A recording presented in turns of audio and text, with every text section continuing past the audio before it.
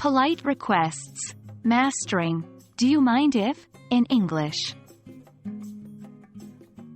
Hello everyone and welcome to today's lesson.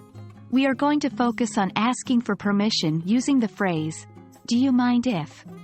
This is a great way to make polite requests in English and an essential part of everyday conversation. Let's get started. The phrase, do you mind if, is used when you want to politely ask for permission to do something. This could be as simple as asking to open a window, or asking if you can leave the room for a moment. An example of this would be, do you mind if I open the window? When using this phrase, you're essentially asking if the other person would be upset or bothered by what you want to do.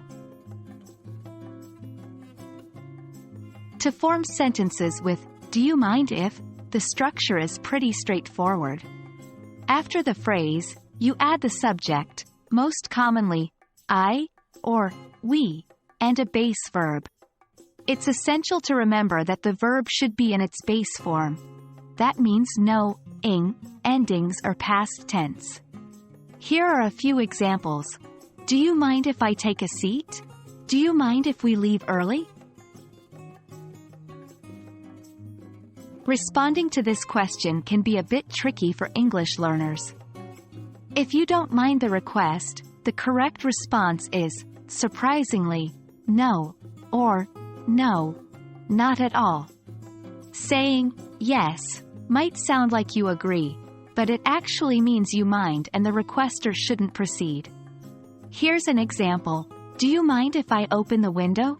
No, not at all. Conversely, if you do mind, you might say, yes, actually, I'd prefer you didn't, or just, yes, I mind. Now let's practice with some common scenarios where you could use, do you mind if? 1. You're at a friend's house and you want to use their bathroom.